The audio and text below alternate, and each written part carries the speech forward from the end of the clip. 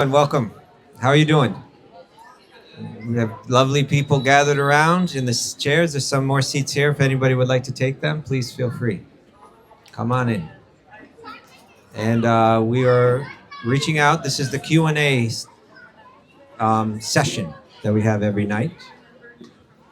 And it always begins with one question.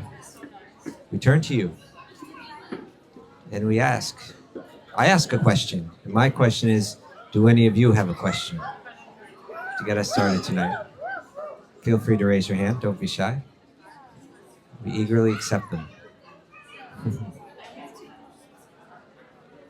Yes, sir. Yeah. So my question is, what God wants humans to do, like for peace, for goodness. So in general, like what God wants from us, why He created us. Very vast question, but I would say like 2-3 things that we could do, which could make us happy, closer to God, and at peace. Yeah.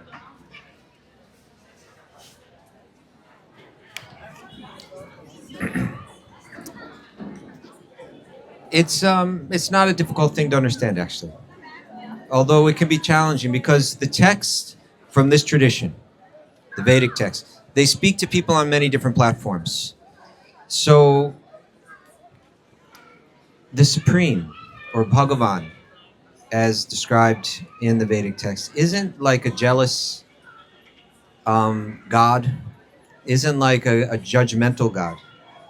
Is this conception of the Supreme is more like, I love you, but you please do what you want to do. This comes at the end of the Bhagavad Gita, right? Krishna speaks the whole book. Arjuna, he's in the beginning of the Bhagavad Gita, he's really falling apart. He's in anxiety, he's suffering, he can hardly speak clearly, he's crying. This is not the typical Arjuna that we see, who's always heroic. But he was under a lot of stress. And so he turns to Krishna, please, you help me understand what I need to do to be happy, to be healthy, to be, what do you want from me? So Krishna speaks the entire Bhagavad Gita. He goes into a lot of nice detail there. Essentially what he's saying is stay always connected to me. When you disconnect yourself from me, then you suffer. When you see anything disconnected from me, then you misunderstand and you become confused. See everything in connection to me. Bring your mind to me, and you will cross over all of the difficulties of life. Much chata sarva durgani, mat prasada tarishyasi. If you remain conscious of me, you will cross over all the difficulties by my grace, Krishna says. So he gives a beautiful long explanation of all of this. And then at the end, he turns to Arjuna and he says, now do it or you go to hell. No, that's not what he said. He said, have you heard me? Have you heard? I'm prepared to tell you the whole thing all over again if need be. Have you heard me? And have you heard me? And please consider all that I've said. And then you do what you wish to do. Okay? Because love is something that can't be forced. You're asking what ultimately does he want? He wants us to accept his love.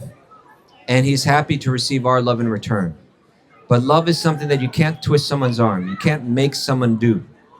Sometimes the parents have so much love for the child, but the child is not feeling it, is not understanding it. You understand? Sometimes out of love, the parent has to punish the child, right? And the child in an immature state doesn't understand why. They don't see it as love. They see it as some kind of aggressive hostility being directed towards them. They may lash out. Sometimes the child lashes out at the parents, I hate you, I can't stand you, I don't want to see you, I want to be away from you. And the parents are just sitting there with a heart full of love saying, you don't understand. Accept my love. But the child doesn't want to, and then the parent can't force it. They have to wait till the child wants to come back. Sometimes it only happens when the child is under stress and crying and suffering, right? So all we need to do is stay reconnected. right? Just like there's a root of a tree, and that one root system, it feeds and nourishes and sustains every leaf on the tree, right? As long as the leaf stays connected, it's nourished, it's given vitality, it's alive and vibrant. But if it disconnects, then it begins to dry up. And so Krishna is just saying, reconnect. Satatam yuktanam. Stay always connected to me. How do we stay connected in God? We can hear these sacred texts and reflect on them as we go through life. We can stay connected through these mantras. We can stay connected by staying in the sangha of others that are connected. We can stay connected by connecting to the form and offering some seva, like that, like say in the temple worship. We can stay connected by visiting these holy places, allowing them to enter into our mind and enter into our heart. Stay connected, right? Along with that, what does he want from us? Why don't we read Bhagavad Gita, 12th chapter, text 13 through 20. Here you'll get a nice, you asked, so I'll share this with you. There's a series of verses, text 13 through 20, where Krishna says, this is what makes someone very dear to me. Would you like to hear? Let me get my glasses on. Here we go. One who is not envious, not hostile, and is a kind friend to all living entities, who does not think himself a proprietor and is free from false ego, who is equal in both happiness and distress, who is tolerant, always satisfied, self-controlled, and engaged in devotional service with determination, his mind intelligence fixed on me. Such a devotee of mine is very dear to me. So there's quite a bit there that we heard, right? It had to do, one thing we'll see repeated in the Bhagavad Gita is this even-mindedness.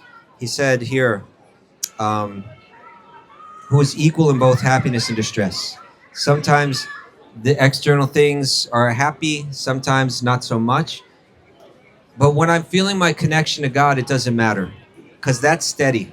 So I always have something steady that I'm anchored to, even though the external things are going up and down. He's looking to see if you're a kind friend to every living being, right? Because just like a parent with a child, right?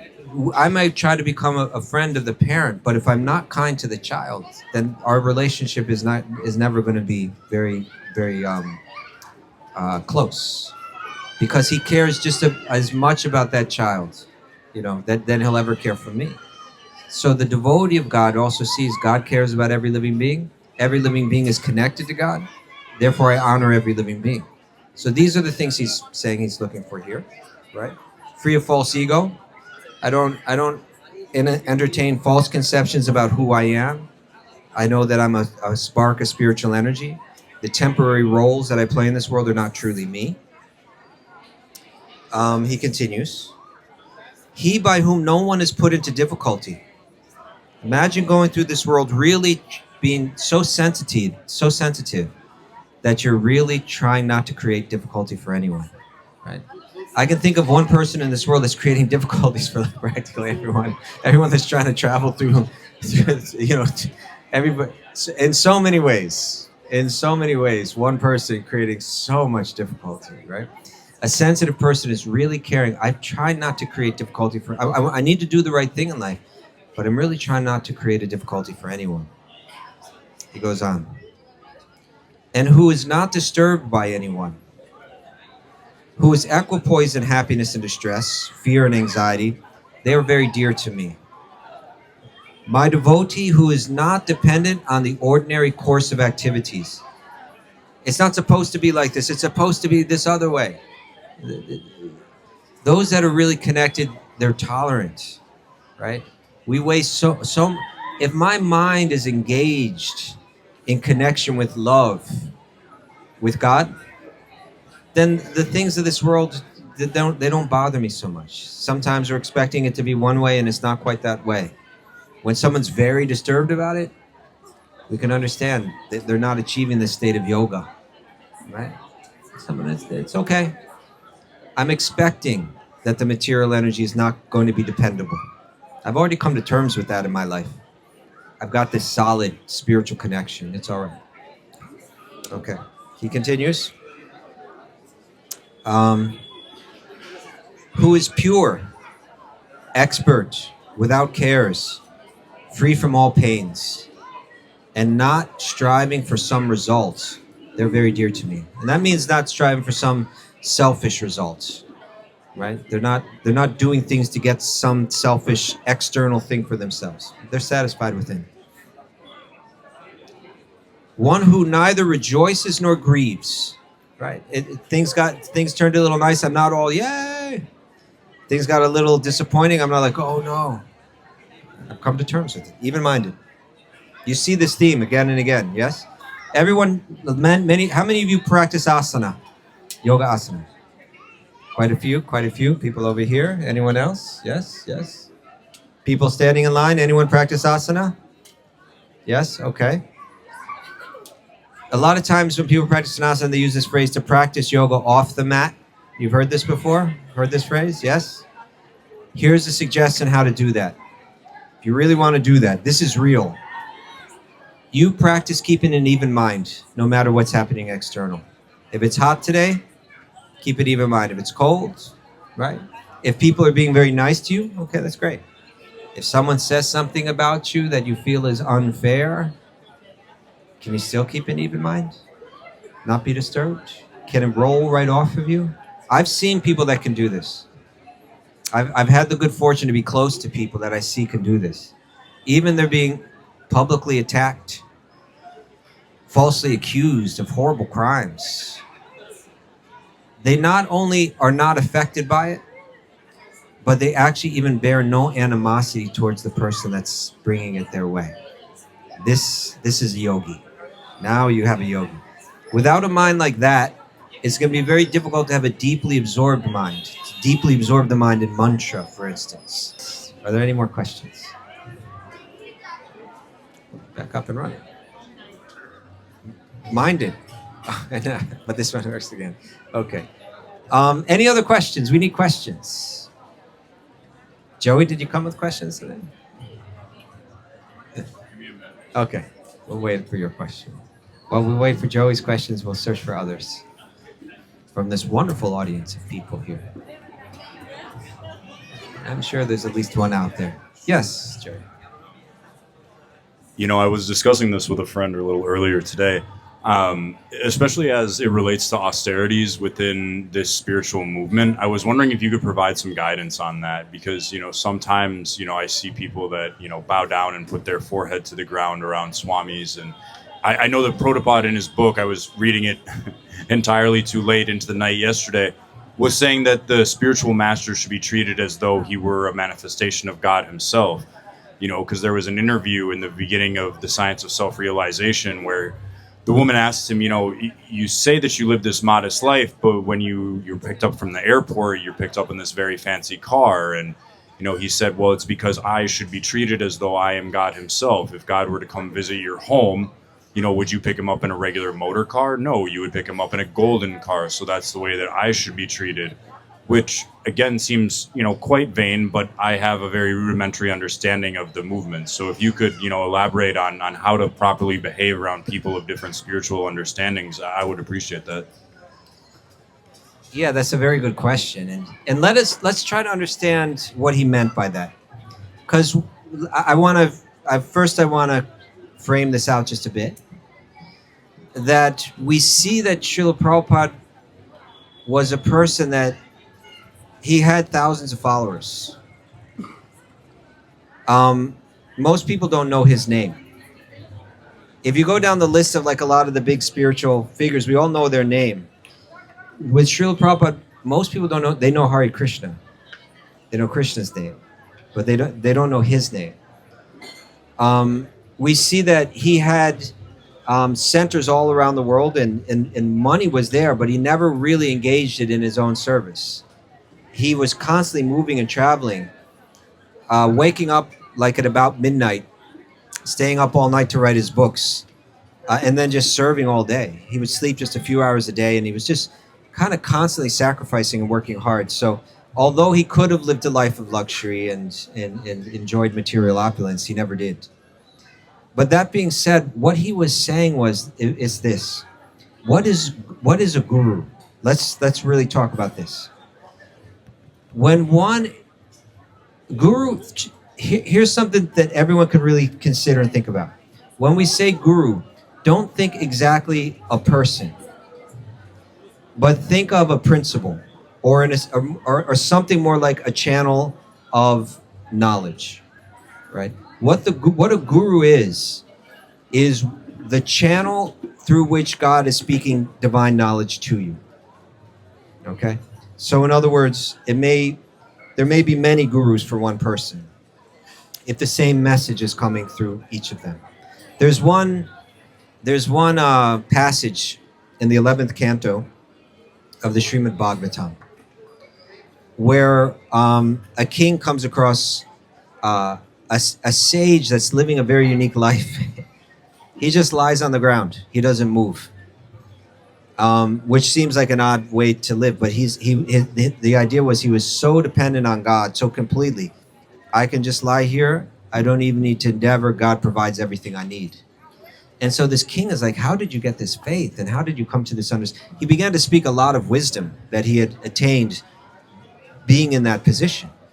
How did you attain all this wisdom? He said, I got it from my 24 gurus. 24 gurus. I'm interested to hear about this. Who are these 24 gurus? And he began to name all kind of ways that God spoke to him, even through like animals, through all kind. He could look at different circumstances and hear God's voice speaking through it. Now, most of us aren't that insightful. Most of us benefit from a person that can help explain things to us. But the guru is not exactly the person, but the channel of knowledge coming through them. This is the principle of guru. So what Srila Prabhupada was saying is wherever we see that channel coming to us, we honor that. The God is appearing through this form, right? And so therefore he says, when they show me honor, it's not so much me they're honoring, it's that principle that's coming through, right? And that's a natural, healthy kind of respect, keeping that very sacred, keeping that, very sacred. So it wasn't that he was really into cars or anything like that, but he was saying, they're showing me respect because divya jnana, divine knowledge is coming through me to them. And they're keeping that very sacred, right? This is part, you can see how we keep something sacred. You'll see it there, like in Catholic churches, there's an area they call the sanctum sanctorum, right? I'm not great with Latin, but from what I understand, that means like the sacred within the sacred, right? In other words, that area within the church where the most sacred, the church itself is sacred, but then there's that area of the church that's kept especially sacred, especially clean, especially pure, so that when we're there, we're in a certain state of meditation. There's a phrase that people say, is nothing sacred, right? And the way we live sometimes it seems like that. So for the disciple, for the bhakti yogi, the channel through which divine knowledge comes to them that's something very sacred. And that's going to be expressed. How I keep that sacred is part of like how I express that through the way that I behave. If you go to a temple, there's an altar there, and in that altar there's they keep it very clean, usually somewhat ornate, because we're going to put what is most sacred here. And we're doing this on an external level, but what we're trying to do is make our own heart, just like this is the external manifestation, I want that to manifest internally. So I want to have an altar within my own heart that's very pure, that's very clean, that's very ornate and welcoming for God to reside within my mind and within my heart. Through practicing keeping this area sacred, I'm practicing externally. I'm practicing keeping my internally, these spaces very sacred. And so part of that is how we honor every living being. Part of that is how we honor the Guru in a special way.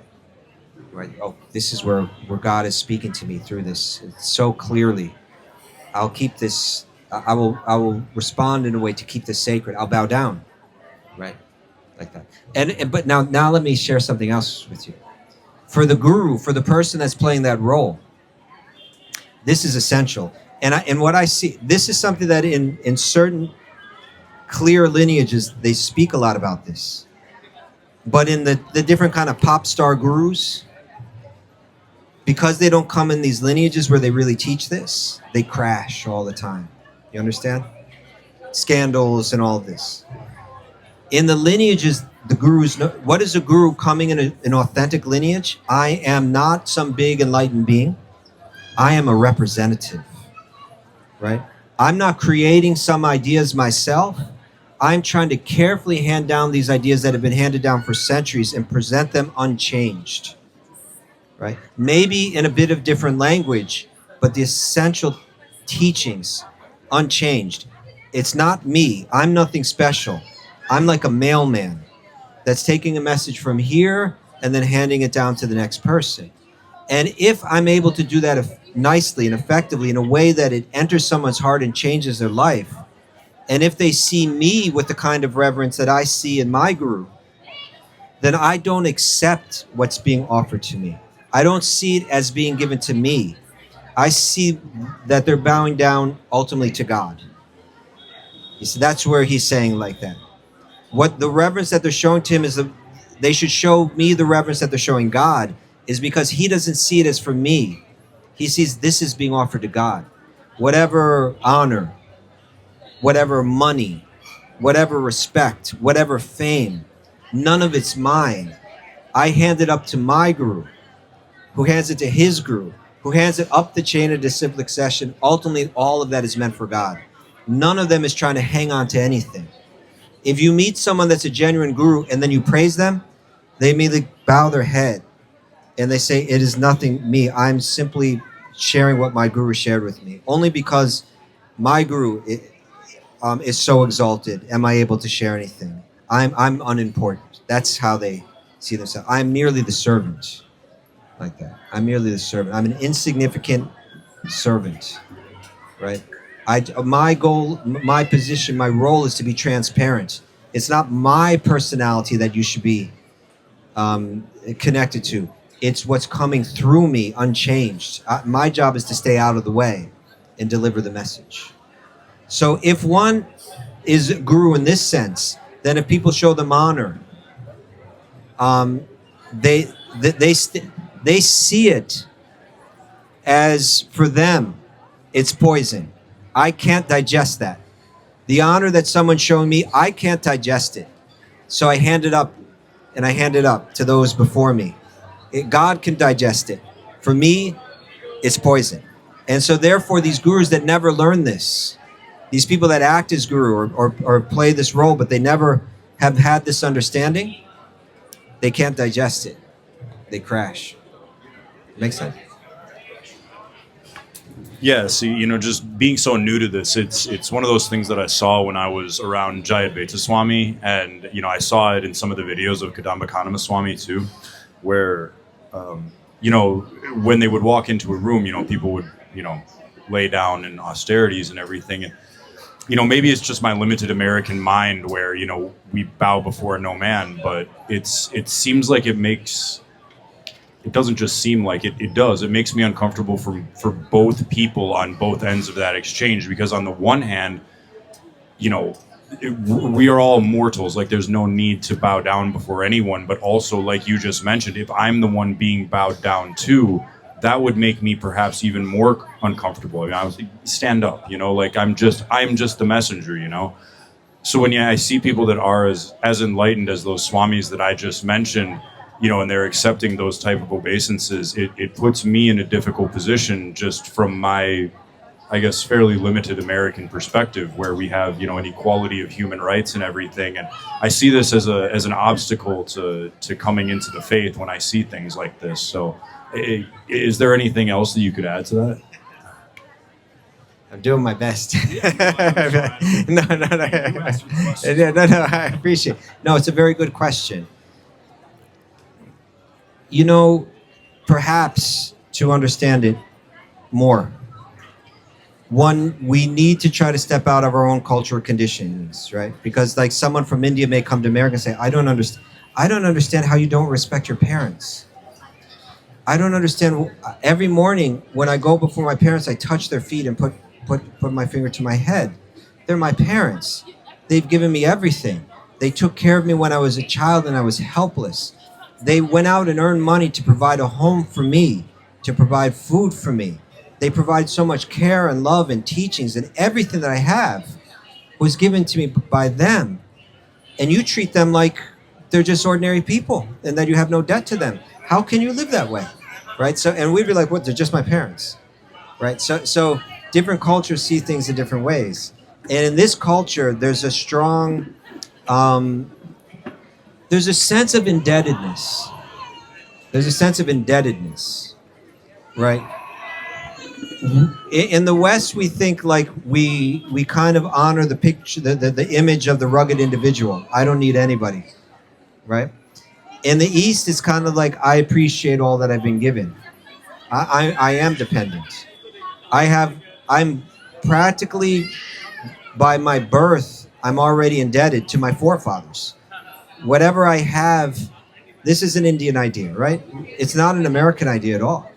I practically can't name my forefathers. A lot of these Indian families, they can go back generations and they can say the names of their grandfather, great-grandfather, they can go back. And the idea is, like, I was once doing one ritual. It's on the Gita Jayanti, the day that the Bhagavad Gita was spoken. And I was with two other brahmanas, and they were doing a ritual where they would chant every Sanskrit verse of the Bhagavad Gita. They're doing it very fast. And as they're chanting the mantras, with each mantra they say svaha, and they offer grains and ghee into the fire. And they were going really fast. They had the ability to chant these mantras. And each time they came to an end of the chapter, it was my duty to speak on that chapter of Bhagavad Gita for 5 minutes or something like that. Share something. And part of what I shared, so there was one friend of mine, another Indian Brahmana, one friend of mine from New York, an Indian Brahmana, and then his son, who was at that time maybe 10 years old, maybe 8 years old, I forget. And that son was like winning awards for like his Bhagavad Gita recitation and so on. And so in my explanation, I explained how the Indian idea is somewhat different than the Western idea, where the Brahmana that was there, he feels a sense of indebtedness to his father, who is also a Brahmana, who felt the same indebtedness to his father. And you could go back, who knows how far it goes back. Each one of them feeling that I have been given a special role to play in society by being the Brahmana, by being the truth speaker, by learning these mantras and sharing this knowledge. And it's been handed down by one person after another. This is how we will help society. This is the role that we will play. This is what our family offers. And so when the child is born into that family, they feel a sense of indebtedness that I'm not going to be the person that breaks the chain, right? This has come down through so many generations. I'm not going to be the guy that's like, I don't care, I do whatever I want to do. They feel a sense of like, I've been given something special. I should honor that. Like that. And so as I was saying this, the Brahmin turned to his son and said, you see, this is what I've been telling you, right? It's like, and so that's something in this culture that as Americans we have a difficulty to understand. And so when you're raised, when you see your grandfather, you bow your head and you touch the feet.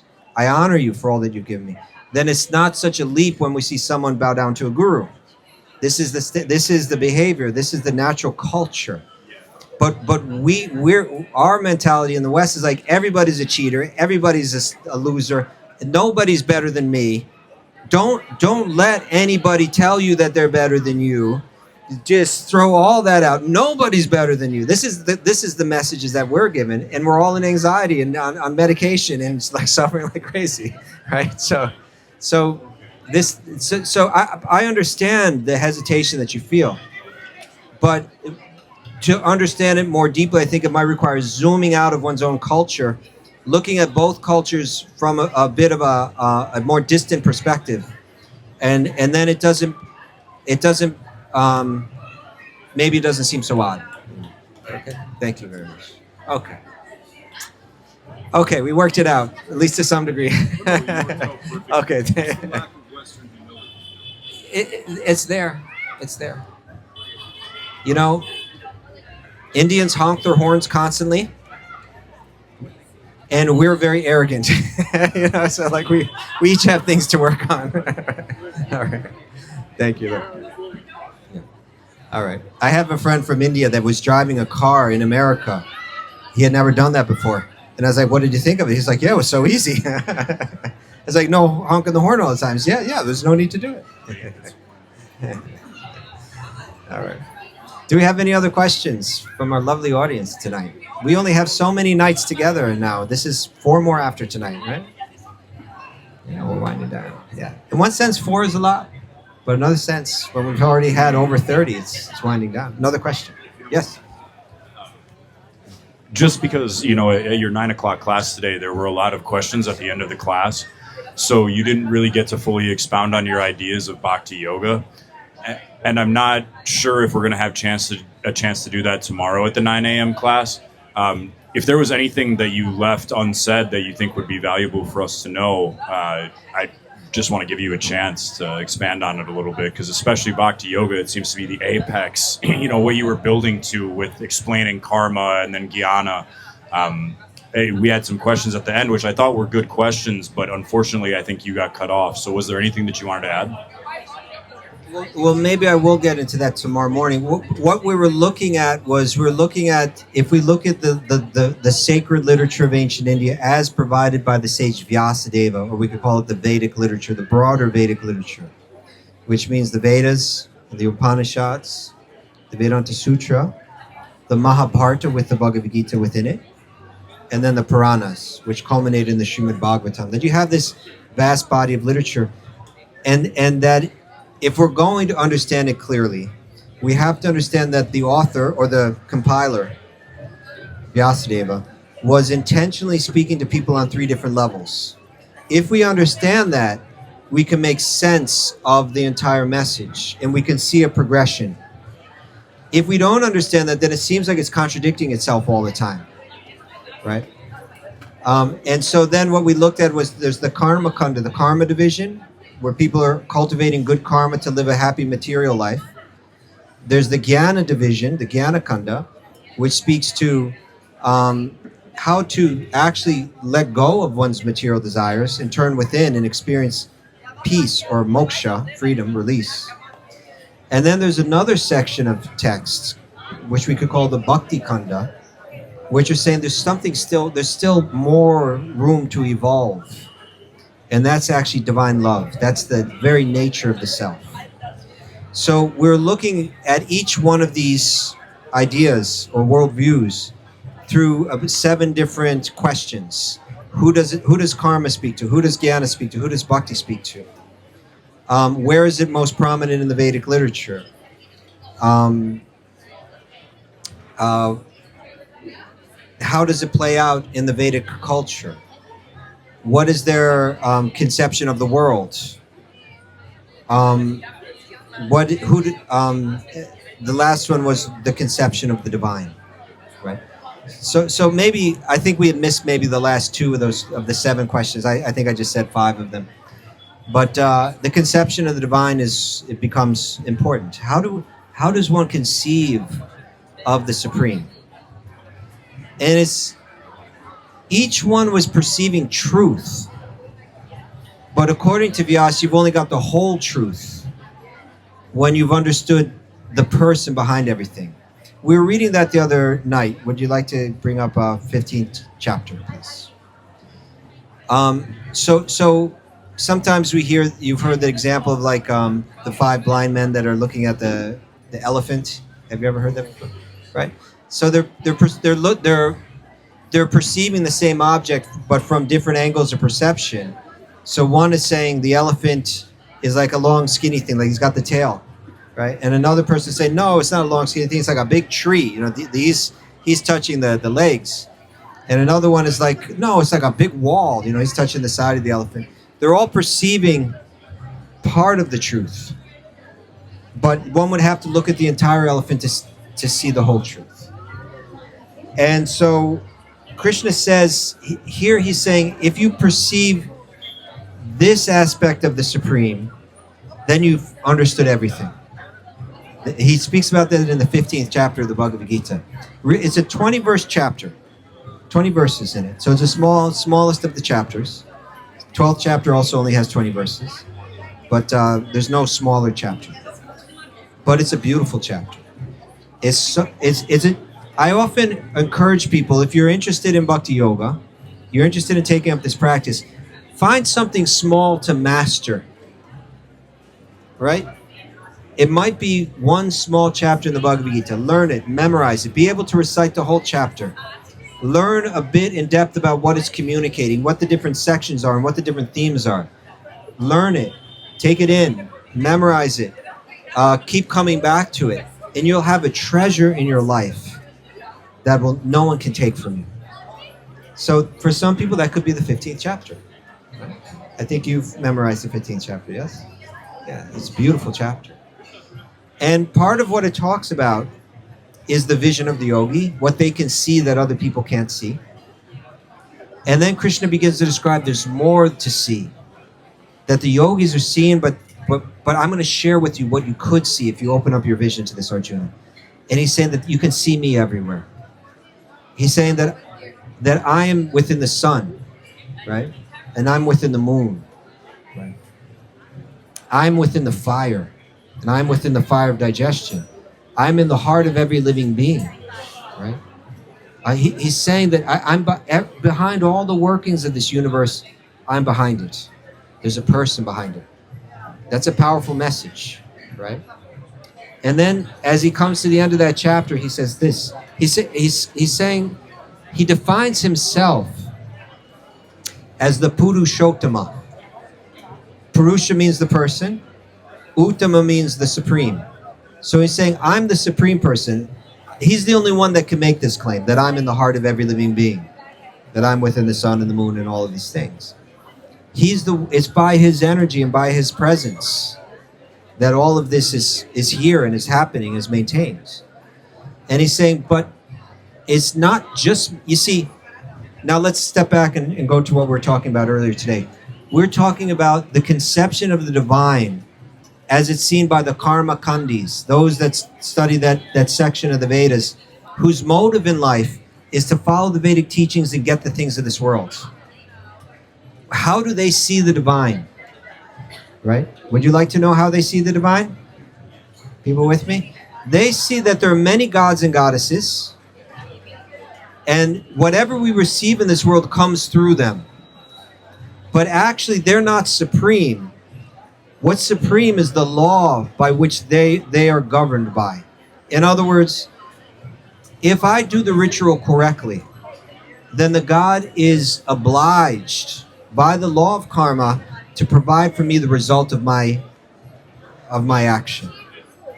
So really what is supreme is the law of karma. Therefore they're called karmis, right? They've recognized the power of this law. They recognize that the devas are the representatives of this law. They do sacrifice to the deva to get the result, knowing that the deva is obliged, bound to provide the results. That's how they conceive of the divine. Right? They get this idea by reading the Vedas. Okay. Then there's another conception of the divine that you get that you can come to by reading the Upanishads. That beyond these gods and goddesses in this world of temporary ups and downs, beyond doing actions and getting results that come and then ultimately go, there's a realm of existence upon which is the basis of everything, where there are no ups and downs. There is no force of time and things that are here one moment and gone the next. There's a steadiness, there's a oneness, and that is called Brahman. And that and then when one realizes Brahman, according to these Jnana yogis, they say we realize Aham Brahmasmi, I am that Brahman. Ultimately thinking I am that divine, right? I am that divine energy. It's like this. This is the example that they use. They say if you have a clay, like say I had a clay pot and I was holding it right here. the air within the pot would seem to have taken the shape of the pot. Yes? So we say, oh yeah, the air is shaped like the pot. But then if we crack the pot, we see that the air was, the space within the pot, it was just part of the broader space. The pot was an imposition on that. But the air within the pot was always the same.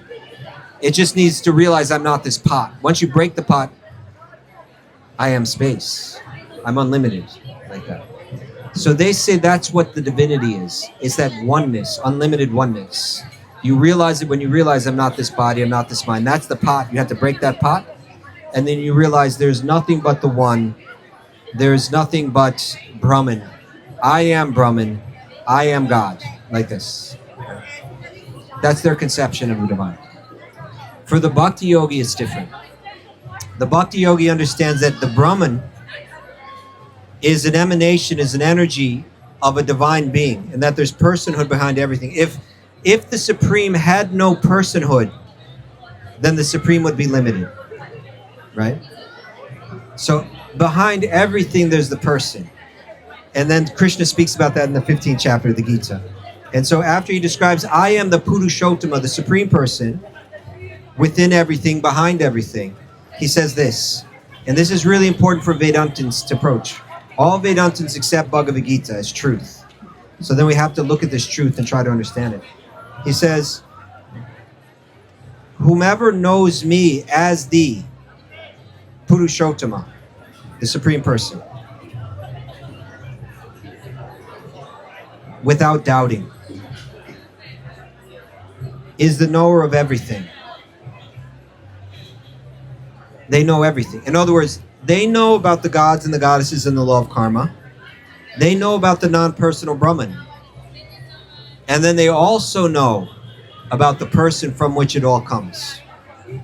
So they know the full picture. They know everything. That's what this means when it says they know everything, right? Someone may know about the gods and the goddesses, but not know what's beyond. Someone may know about the gods and the goddesses and their relative positions and know about the non-personal Brahman. They know more. But someone that knows the person, Bhagavan, behind it all, Krishna will say, Brahmano hi pratishtaham in the Bhagavad Gita, in the previous chapter. That's how he ended the previous chapter.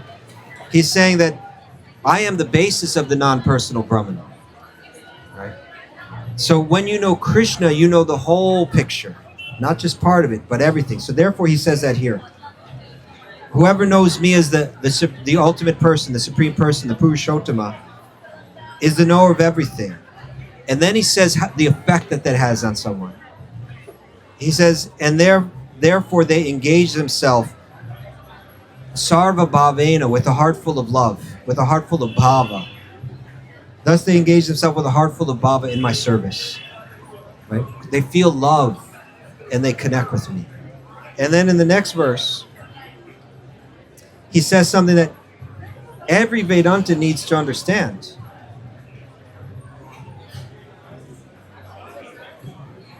And I'm trying to get there. Got it. Okay. He opens up the verse by saying this. Iti guya tamam shastram. Thus, iti, thus, or this. Guya tamam. Just like we said, Purushottamam, the person, the ultimate person. This is Guya Tamam, the ultimate Guya, the ultimate secret, the most confidential teaching. Iti Guya Tamam Shastram. This idea that I am the Supreme Person behind the sun, behind the moon, behind everything, and that I can be connected to not just finding peace, but with a heart full of love. This is the greatest secret of all the Vedic texts. It's clear as a bell. That person knows everything. They know the complete truth. They know the full elephant, not just part of the elephant. They know the full elephant. That person knows everything, and they worship me with a heart full of love. This is the greatest secret of all the Shastra, of all the Vedic texts. Interesting, yes? So there the conception is the Supreme is a person. and a person with multifarious energies. When we understand, I'll get to you in a moment. When we think of Krishna and who is Krishna, yes, he's a person, but he's a person with multifarious energies. Everything that we see is part of his energy, is one form or transformation of his energy. Radha is his Ladini Shakti, his pleasure energy. You know, she is the manifestation of divine love, which is the ultimate source of his pleasure, right? And the ultimate source of our pleasure as well. Right? But this world is another energy of his. It's the energy that's in constant flux. We can call it the material energy. The soul, ourselves, with the jiva, we are also his energy. We are his separated energy that's one with him in quality, but very different, very limited in quantity, right? Like the spark of a fire to the fire, which is its source, or like the ray of the sun to the sun globe, which is its source, like this. So everything is a manifestation of his multifarious energies, and just like, therefore, it's all Brahman. It's all, there's a very famous verse from the Vedas, Sarva Kalvidam Brahma. Everything is Brahman. How do we understand this? Krishna is the Parabrahman, the supreme Brahman, from which all the other energies of Brahman manifest. But they say it's like an electrician. An electrician can take the same electric energy and transform it in different ways. He can make it into a cooling unit. He can turn it into a heating unit. Same electricity. The energy of Krishna can manifest in all different varieties of energy. And so that's the Supreme Brahman. When you know that, you know the full picture. Like that. That's what Krishna is saying in Gita. Thank you. And yes. Thank you. I've been loving your classes. Amazing. So for the Jnana yogi who's had Brahman consciousness and has found their way to Bhakti, has there been much written about what the link has been that ultimately allowed them to transcend their perspective of God?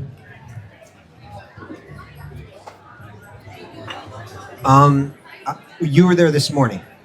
So this morning I said that this is a theme that the great sage Vyasadeva wants to highlight in his ultimate swan song, his final great masterpiece, which clarifies all misunderstandings or misinterpretations. He wants to highlight this idea that one can progress from jnana to bhakti and achieve atma supersidity, the complete satisfaction of the self. And part of the way that he does it explicitly, repetitively, and relentlessly throughout the Srimad Bhagavatam, 18,000 verses. He's going to show it again and again and again through the prayers of great yogis. But another way that he illustrates it is he takes characters who are seen as the pinnacle of the Jnana yogis. And so I mentioned two. One is a group of four, and that was the four Kumars we spoke about earlier. Another one is the speaker of the Bhagavatam, Shukadeva Goswami. Shukadeva Goswami, you have to picture him in your mind. He's a 16-year-old boy. Beautiful, naked, completely otherworldly, right? Like he doesn't have worldly consciousness at all. Now, Vyasadeva wants us to understand that. And so he tells a story from his own life where his son is leaving home. And he's like saying, I should perform the Vedic rituals for you. And he's like, I have no interest in that. He's just fully absorbed in Brahman, in this higher level of awareness. And as his father is chasing after him, right, he's walking away from home, and his father is coming behind him, trying to call him back. And Shukadeva Goswami walks past a pond, and in that pond there are beautiful young girls bathing naked. And the girls are naked and he's naked. And he's walking right past them. And they're just looking at him with some wonder. And then Vyasadeva comes. Now, Vyasadeva is the compiler of the Vedic literature. You can't find a more learned Vedantin. He's the one that's provided Vedanta himself. And as he walks by these same girls, rather than just remain as they are, they quickly cover themselves. And then he's walking, and then he says, hold it. He has to pause for a moment. And he asks the girls, my son came by here. He was naked. And he walked right past all of you, and you didn't do anything. And then when I came by, you quickly covered yourself up. What's the difference here? And they said they weren't necessarily super learned or anything like that, but they could sense something. He is on another level. He doesn't see the forms of this world like most people see them. He doesn't see boy, girl, man, woman. He is on a completely another level of awareness. He's only seeing spirits. And they could sense that. So in Bhagavatam, in other Puranas, the full glory of the Brahman realization of Shukadeva Goswami is sung about, is glorified. So he's someone that everybody understands, is full on Brahman realized, like unquestionably. Right? Now the other group was the four Kumaras. The four Kumaras are, which we were speaking about before, the first sons of Brahma, really the first created beings in the universe after Brahma, who are little sages. They have the mystic power to be able to remain in little boy bodies, even though they're practically the oldest people in the history of the universe. And they are like the gurus of the great jnana yogis. You know, they're respected for their Brahman realization as being incredibly exalted. We're going to see both of these, the group of four and Shukadeva Goswami, evolve from Brahman realization to Bhakti. Now, in the case of the four Kumaras, what was it that triggered that transformation? Their case is unique. It was the presence of Vishnu himself. And specifically what the text says, it's actually, I wish I had my video screen here right now. Maybe I'll share this tomorrow morning. There's a very beautiful painting. Maybe you could pull it up. It's one of my favorite paintings. And it's when the four Kumaras for the first time encountered the form of Lord Vishnu. And they're full of spiritual curiosity because they can sense what is Brahman. They've been absorbed in Brahman all along, but now they're seeing Brahman in the form of Vishnu. And they're understanding this is not a form of the material world. This form is entirely spiritual. This form is entirely transcendent. But not only that, it's incredibly pleasing and satisfying. Their hearts are melting. Yes. Yeah, please take a look at this painting. And so their fascination in this transcendent spiritual form arises in their hearts with a great power, an overwhelming power. Maybe we can pass it around if others would like to see. And specifically what it says there is when they smelled the aroma from the tulsi leaves on the feet of Lord Vishnu, it was like this love within them was awoken like that. So that was by the presence of Vishnu himself. Okay. But the most common way that the Brahmavadi, the one who's absorbed in Brahman, where they're awakening of their bhakti is ignited, is through the association of another Vaishnava. This is the standard way. This is the way that it almost always works. That bhakti is dormant within the heart of every living being, but it's also lies dormant until another person with it burning in their own heart ignites it in your hearts. It makes perfect sense, right? Yes. So therefore, the association of the Vaishnava is so important, and especially the association of a very advanced bhakti yogi. someone who's deeply absorbed and whose love has manifested in a very strong way, the words and the association of that person can awaken it in the heart of another very powerfully. So it's relational. Exactly. It's heart to heart is what it is. It's a heart to heart transmission. A heart to heart. It's the seed is there inside. It's dormant. It's there inside one, but it's ignited by another. Like that. Therefore, there's sometimes confusion about this. Is it something that's given or is it something that's dormant? And there are texts that sound like it's saying almost both.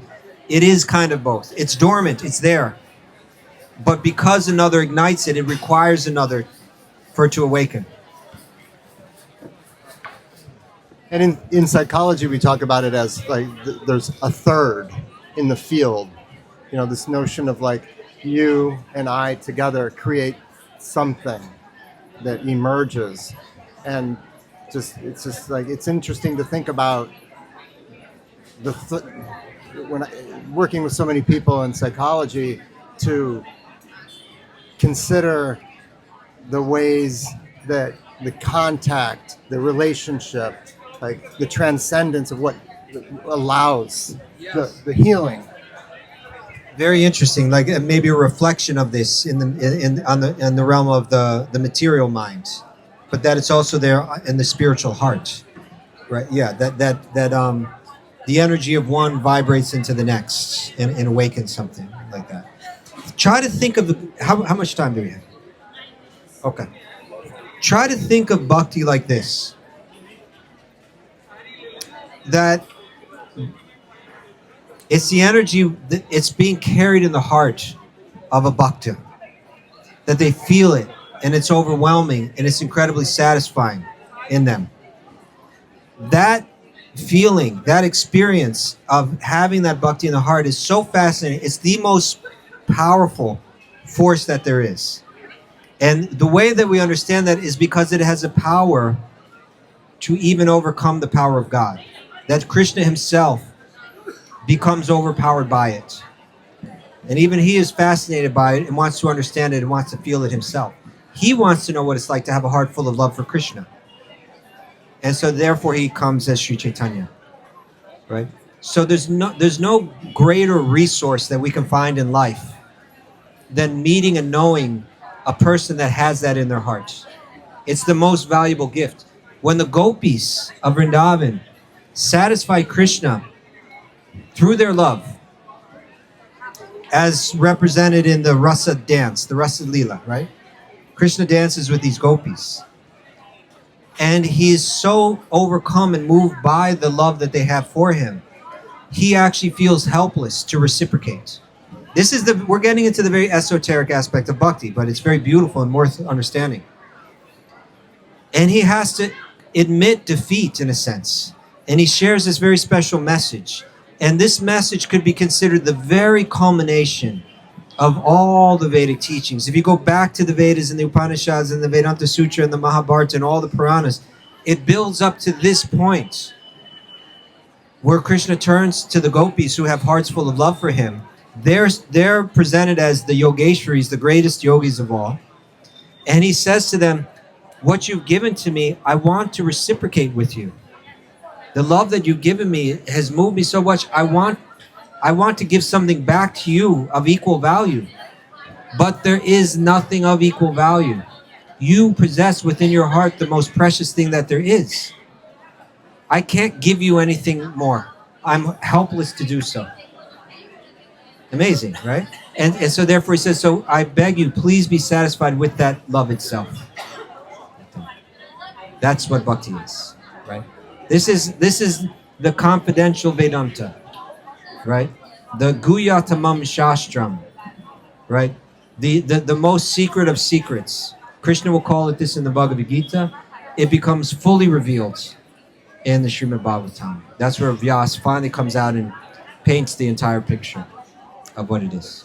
Something that it's said that to have this in the heart is very rare. And there's two reasons why it's rare. The great sage Rupa Goswami writes on this. Would you like to hear why the bhakti is so rare? The 2 reasons. The first, we discussed the most right now. The first one is, in order to get it, you have to meet someone that has it. It's there in you, but for it to be woken, you need to find someone that has it. This is one reason it's very rare. You can't just get it on your own. And the other reason is because it can control Krishna. Once you have it, he falls under your control. Mother Yashoda, right? She has a heart full of love for Krishna.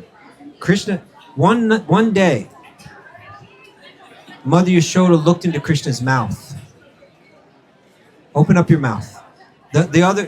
Here's little vulnerable Krishna. He's just a little boy, right? And just like any little boy, he has to do what his mother says. And so the other boys were saying, Krishna's been eating the dirt. He put dirt in his mouth. And Mother Yashoda's like, oh, Krishna, why would you do that? That's not what a good boy does. And Krishna's like, they're lying. I wasn't doing that. They're always making up lies about me. And she says, well, come here and let me look inside your mouth.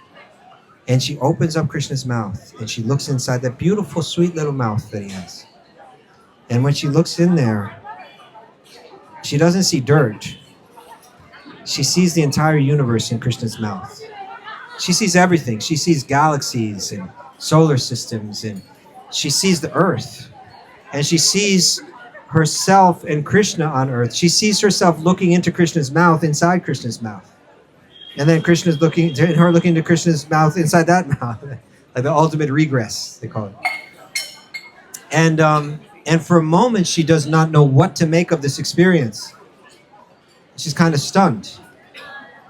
But then in a moment, the next moment, she's overcome with motherly love. And her motherly love is so powerful that it covers this understanding that the universe is within my son, that my son is God, like that, right?